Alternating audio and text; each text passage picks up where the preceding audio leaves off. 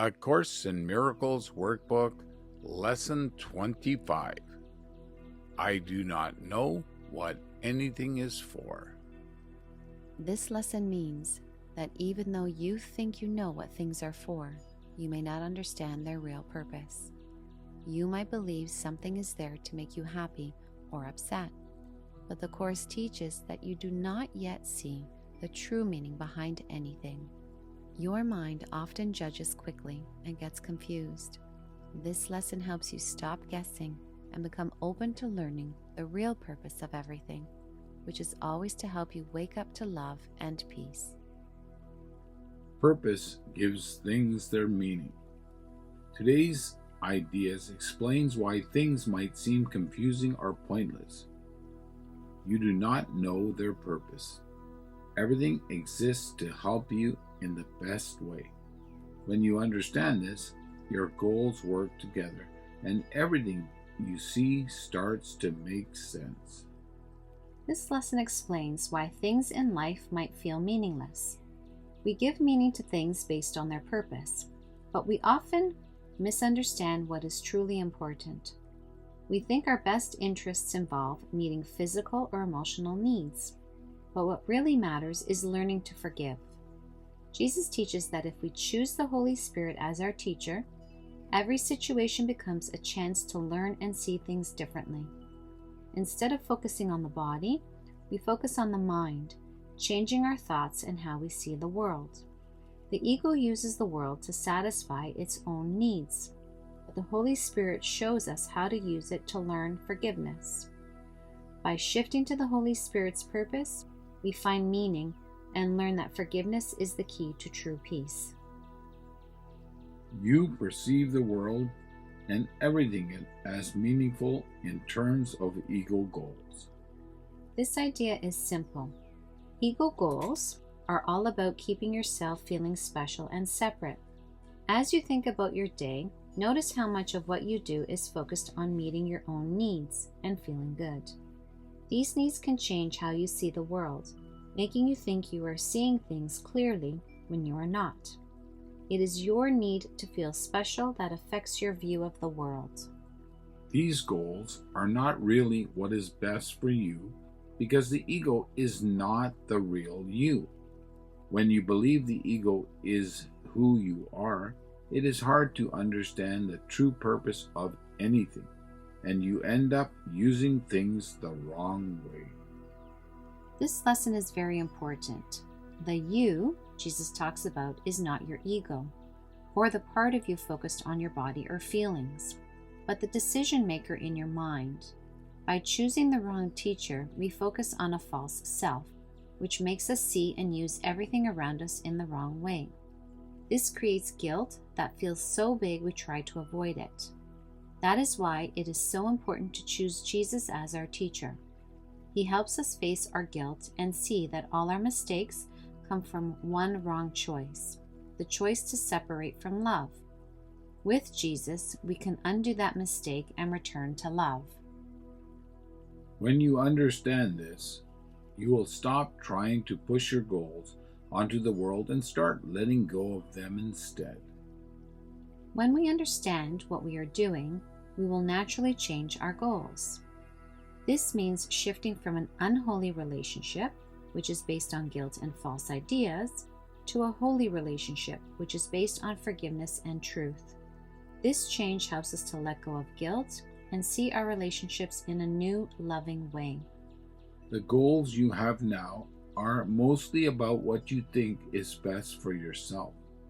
But since you do not really have personal interests, these goals are about nothing. By holding on to them, you lose sight of real goals and the true purpose of things. Personal is in quotes because there is no such thing as personal interests. In the dream of separation, having personal interests means being separate from others, but this is only true if separation is real. If our minds are connected, there are no personal interests, only the shared goal of waking up from the dream and returning to love. Jesus knows this idea might feel scary because it challenges the way you see yourself. He does not expect you to accept it right away, but wants you to start questioning your current thoughts. Your everyday thinking is focused on protecting your ego and meeting only your own needs, which keeps you stuck in beliefs that are not real. By noticing this, you can begin to see things differently. Before today's exercises make sense, there is something important to understand. You know what things are used for, like how a telephone is for talking to someone far away. But what you might not realize is why you want to talk to them. The reason behind it is what makes your conversation meaningful or not. We all know the basic purpose of things, like using a phone to talk to someone far away.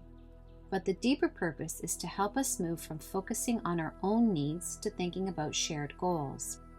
A Course in Miracles teaches there are two purposes: the ego's, which keeps us feeling separate and focused on ourselves, and Jesus's, which helps us learn that the separation from God was a dream and not real.